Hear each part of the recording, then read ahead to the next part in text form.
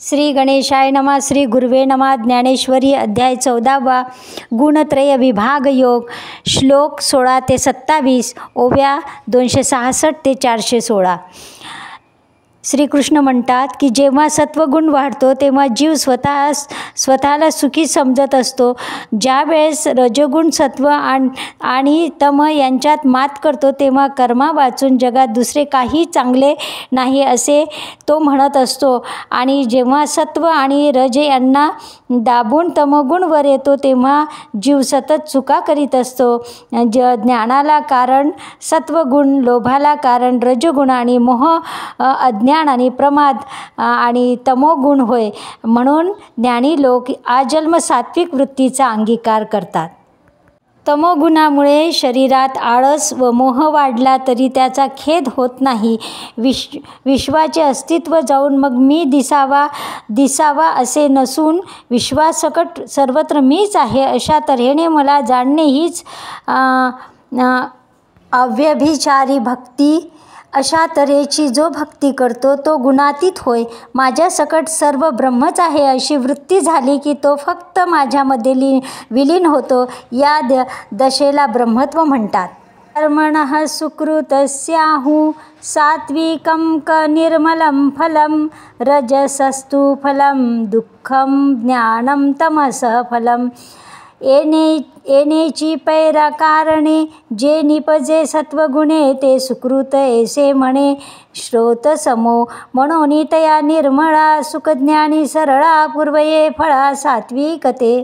नान्यं गुणेभ्यः कर्तारं यदा द्रष्टानुपश्यति गुणेभ्यश्च परं वेत्ति मद्भावं सोऽधिगच्छति. परी ते वाहणी असो तरी तुझ आनन दिसो परीसे ते सांगतसो मागील गोटी. जैसा भिंगाचे निगरे दीप प्रकाशू नावरे कान विझेशी सागरे वडवानळू. तैसा आला गेला गुणांचा बोधून मळे तयाचा तो देही जैसा व्योमीचा चंद्र जळी. प्रकाशं च प्रवृत्तिं च मोहमेव च पांडव न द्वेष्टी सप्रवृत्तानि न निवृत्तानि कांगक्षती.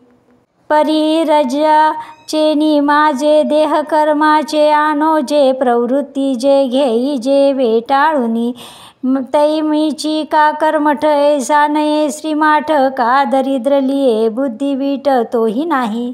हे बहुत काही बोलिजे व्योम वारे निनवली वचिजे का सूर्य नागिळीजे अंधकारे. सम दुःख सुख स्वस्थ समलोष्टांच कांचनः तुल्यप्रिया प्रियो धीरस्तुती स्तुती.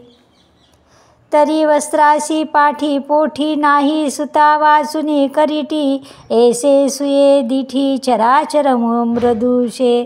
म्हणून सुख दुःखा सरीसे कांटाळे आचरे से रिपू भक्ता जैसे हरीचे देणे. ब्रह्मणो हि प्रतिष्ठा हममृतस्याव्ययस्य च शाश्वतस्य च धर्मस्य सुखस्यैकान्तिकस्य च. अगा ब्रह्मा या नावा अभिप्रायो मी पांडवा मीची बोली जे आघवा शब्दी पै मंडळ आणि चंद्रमा दोन्ही नवती सुवर्मा तैसा मज आणि ब्रह्मा भेदू नाही. सात्विक कर्माचे फळ सुख, ज्ञान, वैराग्य. रजोगुणाचे फळ दुःख व तमोगुणाचे फळ अज्ञान. सत्वगुणामुळे ज्ञान उत्पन्न होते. तिन्ही गुणांच्या अगदी पलीकडील सच्चिदानंद धनस्वरूप परमात्म्याला तत्वतः जाणतो त्यावेळी तो पुरुष माझ्या स्वरूपाला प्राप्त होतो. श्रीकृष्ण सांगत आहे, तारांगणांनी लोपून जावे, सूर्यकांत मण्यांनी उद्दीपित व्हावे आणि कमलांनी विकसित व्हावे. यापैकी कोणत्याही कार्यात सूर्य जसा कर्तृत्वाने लिप्त होत नाही त्याप्रमाणे मी देहात सत्तारूप असूनही अकर्ता आहे. देह ज्यावेळी नष्ट होतो तेव्हा लाटांच्या समुद्राशी जसे ऐक्य असते त्याप्रमाणे जीवाचे ब्रह्माशी ऐक्य होते. या अवस्थेत तो विद्यमान देहात जरी असला तरी तो त्रिगुणांच्या अधीन होत नाही. आकाशातील चंद्र पाण्यात प्रतिबिंबित झाला तरी तो ओला होत नाही. त्याप्रमाणे तो देहात असला तरी देहाभिमान होत नाही. तो गुणातीत होतो, अर्थात आत्मा आणि परमात्मा. गुणातीत सूर्याला सायंकाळ, प्रातःकाळ आणि मध्यान्ह काळ या तिन्ही काळांची गणना करता येत नाही, कारण तो प्रकाशरूप आहे, स्वयंप्रकाशी असतो. मृगजळाचे हेलकाव्याने मेरू पर्वत जसा कधी हलत नाही, त्याप्रमाणे त्रिगुणांच्या येण्या जाण्याने तो गुणातीत चलित होत नाही.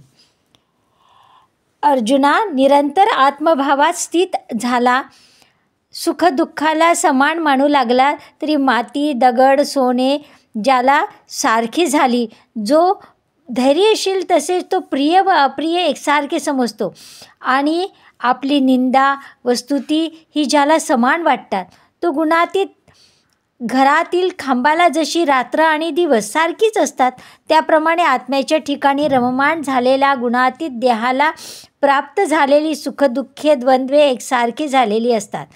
दुसऱ्याची निंदास्तुती तो व्यक्ती करीत नाही. दुसऱ्याची निंदास्तुती केली, दुसऱ्याने त्याची निंदास्तुती केली तरी तो शांत असतो. जो अव्यभिचारी भावाने माझी भक्ती करतो तो या ब्रह्मभावाला प्राप्त होतो. सर्वत्र मी आश्रय आहे. ब्रह्म हे माझेच नाव आहे. सगुण व निर्गुण स्वरूपाचे मीच आहे. सारे विश्व माझ्याच लीलाविलास आहे हे तो जाणत असतो. इथे 14वा अध्याय संपलेला आहे. पुढील भागात आपण 15वा अध्याय बघूया. विराम घेते. कृपया माझ्या चॅनलला सबस्क्राईब करा. आवडल्यास लाईक आणि शेअर करा. जय जय स्वामी समर्थ. श्री गुरुदेव दत्त.